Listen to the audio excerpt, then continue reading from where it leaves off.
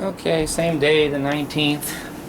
Done with my Adam stories, and I'm thinking as chronological as I can. Michelle.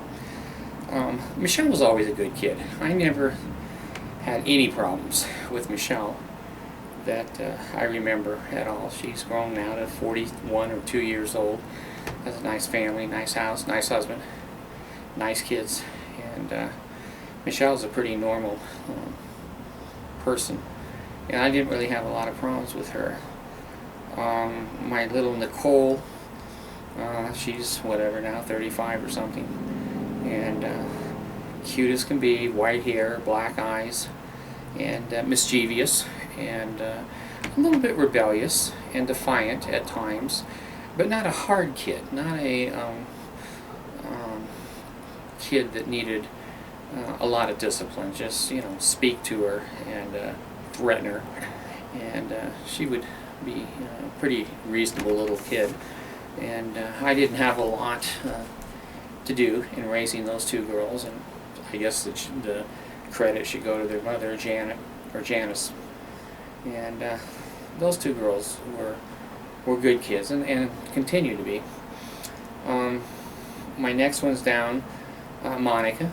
Monica was a perfect child. As long as I had Monica, I never had a problem with Monica. And I am surprised. She's a Mormon, so I'm not too surprised. I adopted Monica, and she has shunned me and basically put her church over our relationship. She's married to a very wealthy attorney that she met from BYU. I helped send Monica to Europe for a year or so for international exchange student program, and got her into BYU. She didn't have a high school degree because the European countries didn't issue those until she was 18, and I think she was 17 or 16 and a half. But anyway, I went down and muscled BYU, and they let her in without a high school diploma. And then when when she was a junior or sophomore, she got her high school diploma and graduated from BYU.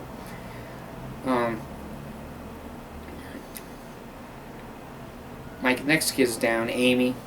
I never had trouble with Amy. Almost, again, a perfect child until I left her church, and now I wasn't invited to her wedding or to the birth of her child or to anything in her life because, again, she values her church over our relationship again. Probably got them out of order now. Rebecca. I had a little trouble with Rebecca when she moved into our California house. She was not graduating high school, and I put her in an alternative school and taught a lot of tutoring to her and helped her, and she finally graduated from high school, and then I got her into Ventura Community College. And Rebecca was a neat little kid, but she was bipolar, and she threw a bipolar fit in our house and was tearing the wallpaper off the wall, and she was probably 18, and I just gently took a hold of her and laid her down on the floor and sat on her tummy a little bit and held her hands and just told her, I'm restraining you because you're going to hurt me or the house or somebody else in here, and when you calm down, I'm going to let you up. Well, I did, and she did, and her mom called the police, and so Rebecca moved out. I didn't need that kind of a child and the police in my front yard like Carolyn had them in her front yard every day.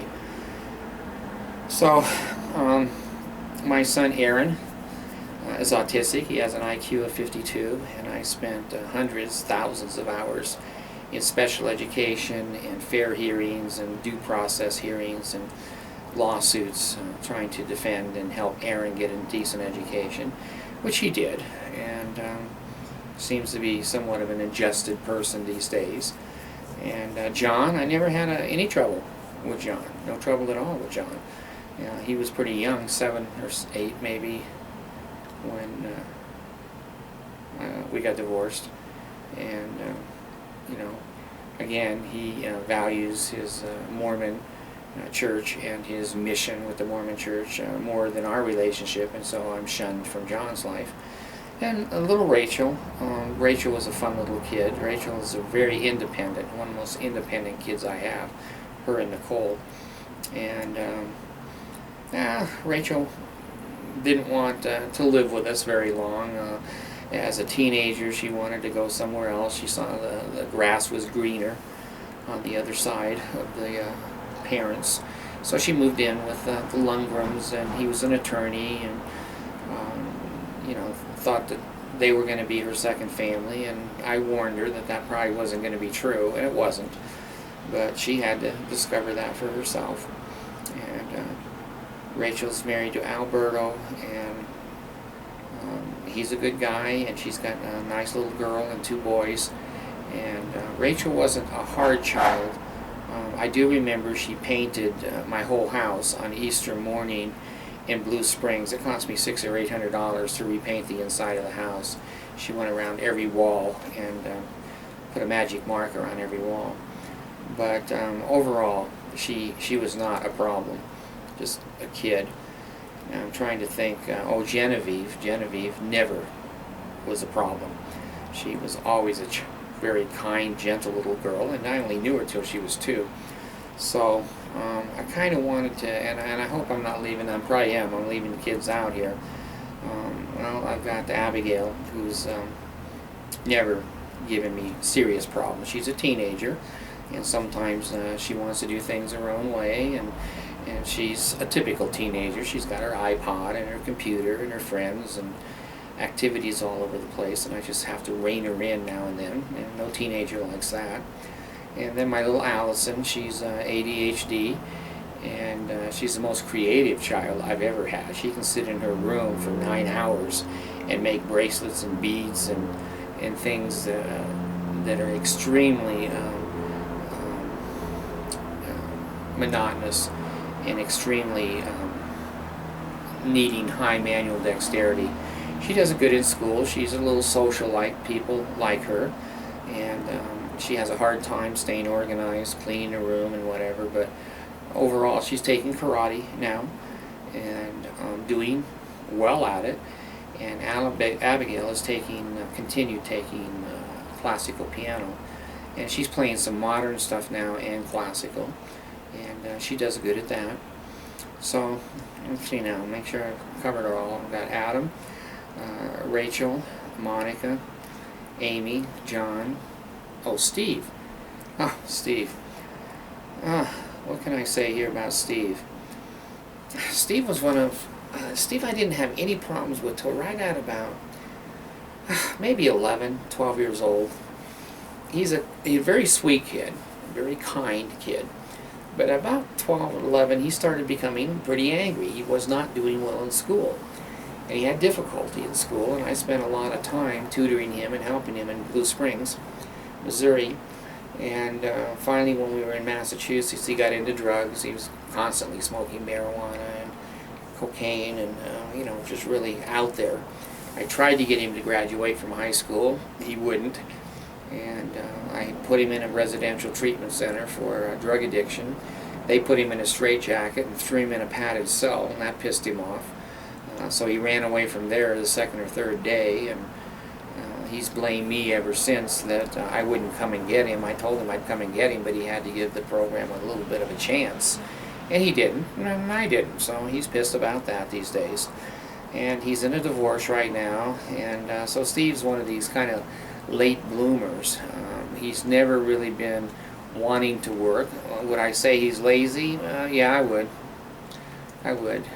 If he can sit on a chair and eat potato chips and watch TV, he'd rather do that than pretty much anything else. Good-looking kid, strong, healthy, and always with beautiful women. But trying to hold his life together and support kids and the things that he has to do as a man, he has some trouble with. So, let me make sure I haven't missed anyone now. Oh, Dan! Why, Dan? Dan was a perfect child. He's just like Jenny and Michelle. Yeah, he never gave me any trouble at all. And Dan didn't give me troubles until, gosh, he was 30. And he had some marital problems with Paula, his wife, and I didn't want to get too involved because I'm not going to take sides. When that bedroom door shuts, I have no idea what goes on in other people's houses, and I don't always believe my kids are going to tell me the truth. So anyway, I had to go to court with Dan a couple of times, and we bought a house together, and that was a fiasco. And his marriage and charges against him of spousal abuse were a nightmare for a year or so there, and we worked hard together. He now owns his own business. He makes good money.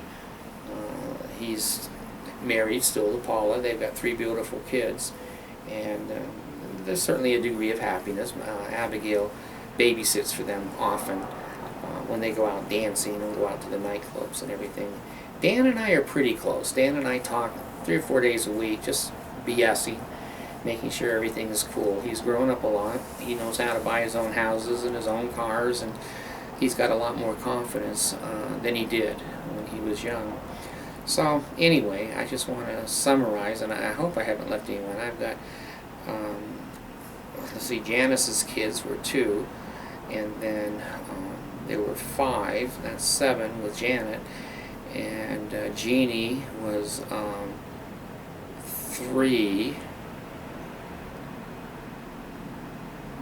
It's kind of stupid, huh? And my 2 kids here with Mercy. Well, if I left one out, I'll make another tape to include them. I'm not excluding them on purpose. It's just, it's a nice day, and I don't have anything to do but listen to myself talk. So let me wind this up. It's within the time period, and if I've left anyone out, I'm sorry. I'll make it up to you. I'll put you in my will. You can have everything that I have. Thanks.